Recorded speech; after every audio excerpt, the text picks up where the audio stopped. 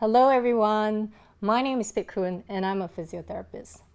I'm also the program lead of the physiotherapy degree program here at Singapore Institute of Technology.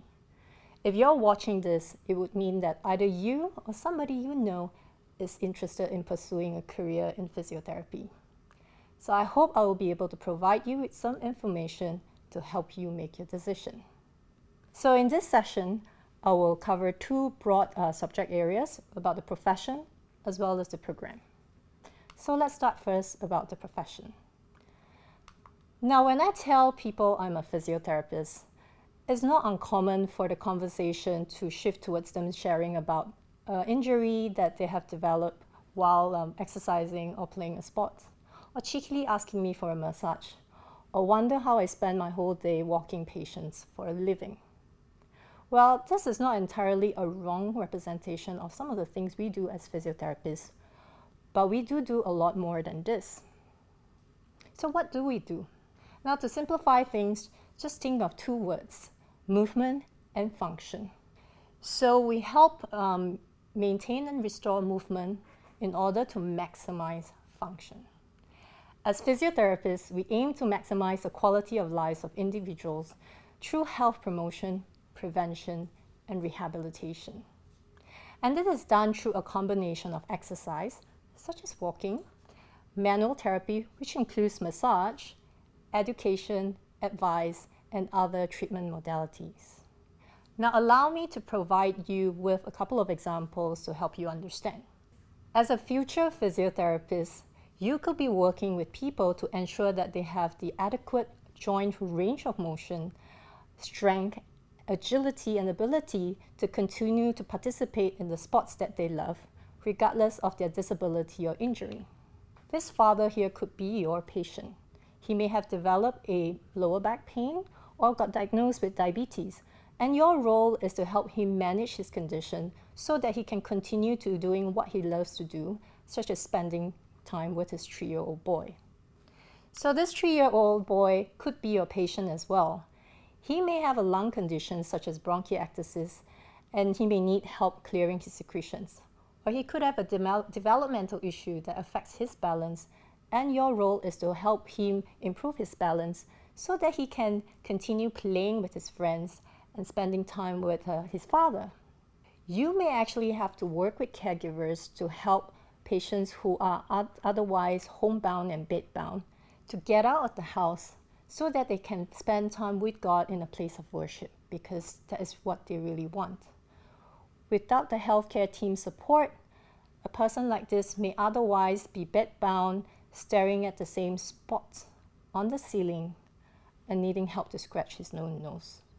So just by being able to leave the house to have a breath of fresh air means so much to him. It also means a lot to the caregivers to be able to leave the house too. As you can imagine, a lot of care and attention is required to support a person like that at home. As you can imagine, as a physiotherapist, you will need to have compassion, empathy, patience, and understanding. Because let's face it, we usually meet our patients when they are going through somewhat challenging and difficult times. You need to also be a good communicator and understand human behavior enough to motivate those who need a little bit of encouragement. You need to demonstrate social and cultural competence, have logical thinking and problem-solving skills. We usually work in a team, so you should be equally comfortable working independently and collaboratively. As physiotherapists, we also need to be creative and innovative and be able to adapt to meet the demands of the fast and ever-evolving care environment. I'm just going to play this video for you to see. So if you're observing, you might just think that the patient is having a go at boxing and having a bit of fun. But actually, this activity has been intentionally designed to train the patient's balance, coordination, as well as strength. Who says therapy cannot be fun? From the example I've given you, you will have realized by now that we work with people from all walks of life and all ages, from the very, very young to the not so young. As a physiotherapy student, you will be trained to assess, manage and treat patients with, but not limited to those with musculoskeletal, neurological, as well as cardiopulmonary conditions. But as humans, we don't fit into a box, right? So you may meet patients who have a combination of conditions. COVID-19 is a good example, right? COVID-19 not only affects a person's lung function, it can also affect a person's musculoskeletal system as well as the nervous system. So as a physiotherapist, we play an important role in COVID-19 survivors' recovery. And I'm very happy that the role of physiotherapists in managing COVID-19 was highlighted by Prime Minister Lee Hsien Loong in his National Rally speech this year. As a future physiotherapist, you will have the option to work in a variety of settings, and this includes hospitals, community and residential care facilities, outpatients, and education settings. You may choose to provide therapy to patients in their own homes because there are patients who have difficulty leaving their homes. You could also work in sports or military institutes, government agencies doing planning and policy work, non-government organizations, and research institute. Your career progression and development opportunities will depend on where you work. But, after gaining some clinical experience, physiotherapists can choose to specialize in a particular clinical area. As a trained physiotherapist, it is also possible to pursue a management track. We certainly have colleagues in leadership and senior management roles. It is also possible to pursue a research track or an education track. But it's also possible to actually hold a combination of portfolios of the above. For example, when I was working as a physiotherapist, I took on administrative and management role because we needed to manage team as well as the services we provided. I also collected data to inform our practice. This is so that we can continue to improve the therapy as well as the services we provide our patients. So as you can see, as a physiotherapist, you have a lot of options and there's a lot of flexibility. It's really up to you where you want to take your career. In terms of career prospects, physiotherapists enjoy a high employment rate. Almost 100% of the physiotherapy SIT class of 2020 found work within 6 months. So this is good news for the profession and it's good news for you too. So how do we train to be a physiotherapist? Let's talk about the physiotherapy program we offer here at SIT. So there are two pathways to obtaining a degree in physiotherapy at SIT. There's the standard program and the accelerated program.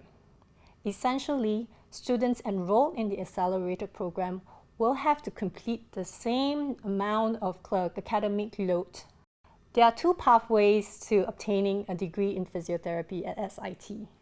There's the standard program and the accelerated program.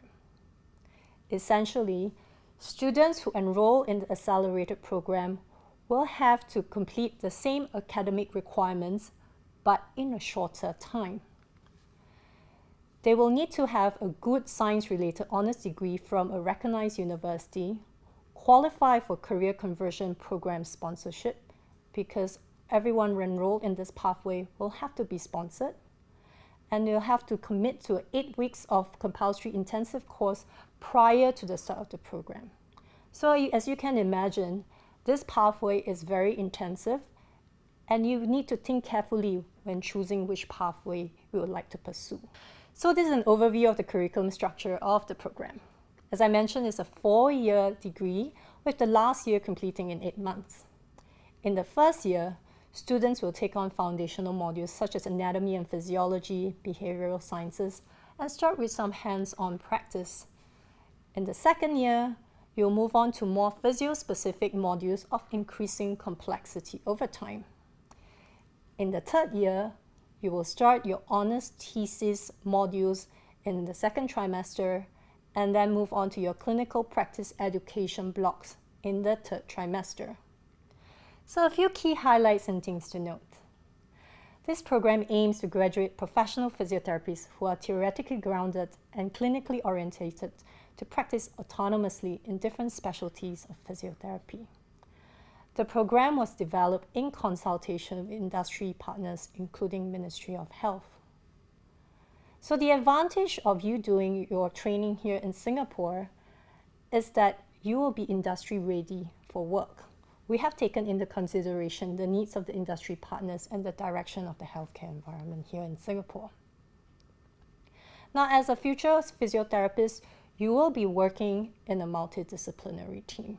So as part of the program, we encourage this by including many common modules in the curriculum.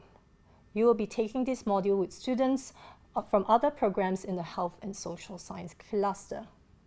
This will give you the opportunity to do interdisciplinary work as well as make friends with people who may be your future colleagues.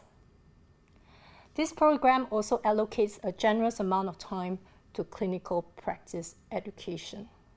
The international standard is 1,000 hours, but as IT, we recognize the importance and the importance of having more exposure and practice, so we have intentionally allocated more time in the curriculum for this.